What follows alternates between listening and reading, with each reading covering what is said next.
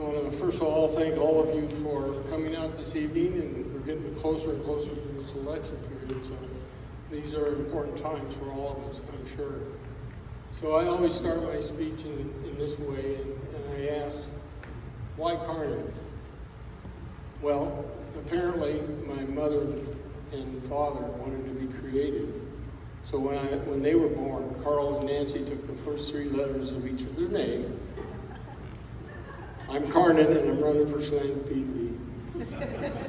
So, I was elected I'm a past commissioner, and I was elected in 2008 and served for 8 years to 2016 on the board of Chelan County PUD.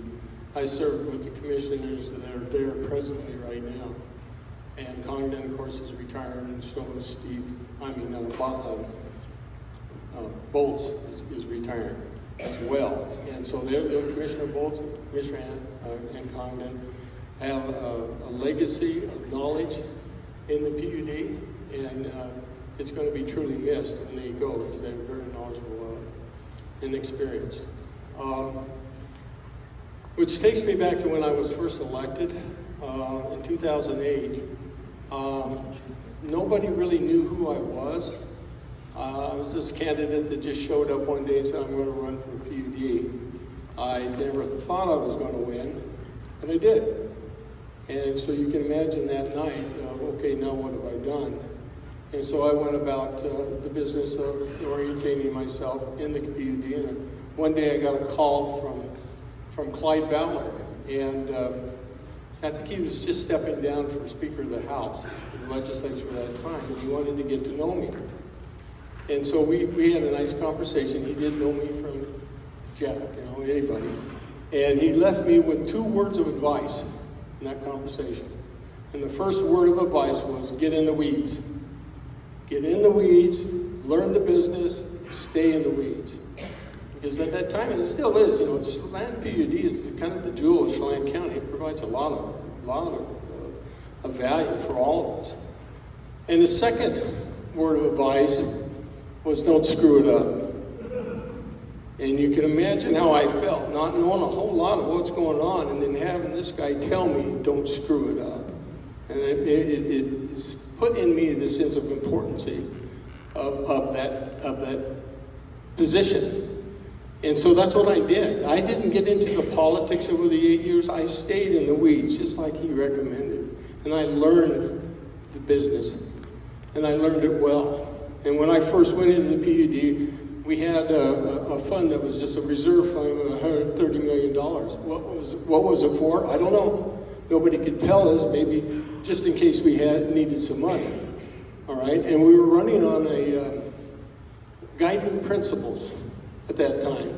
And I can't remember what they all were, but there were 6 or 7 guiding principles. We had no strategic plan. We had no methodology around why we have $130 million in reserves. We were budgeting our budget based on expected revenue from stream flow, which anybody knows that can't, how do you know? It's just the best guess. And then we were basing our rate structure on that stream flow. Well, that didn't make sense. It didn't make sense to me. It didn't make sense to some employees there. So we restructured.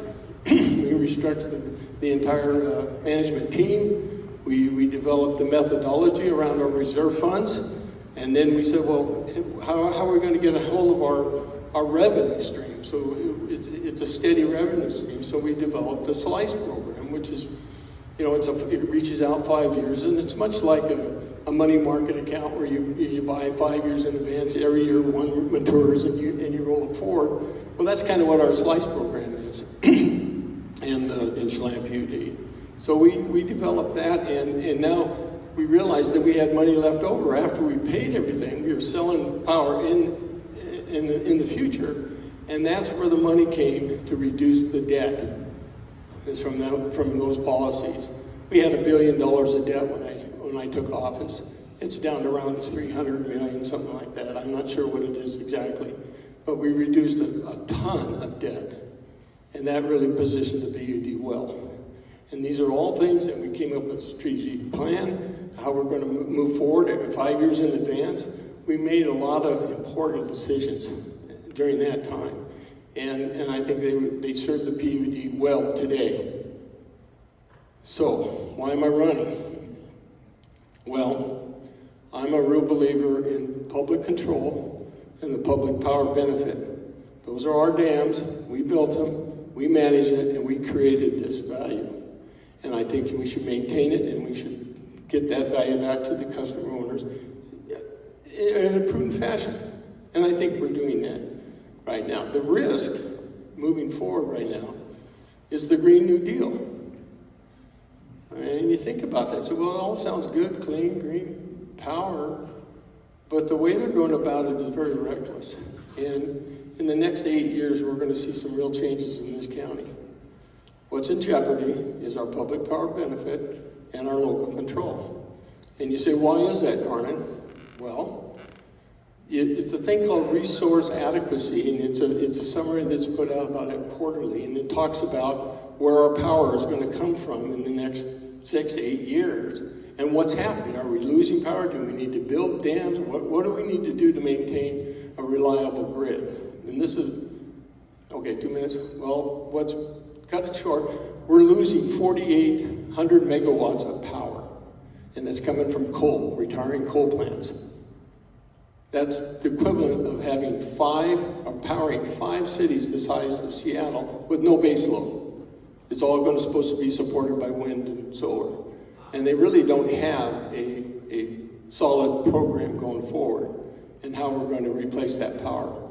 And what I tell people is what happens when Seattle has a blackout. And I actually call them greenouts. They're not blackouts, they're greenouts because it's man-caused. And they look over the mountain and see a glow, right?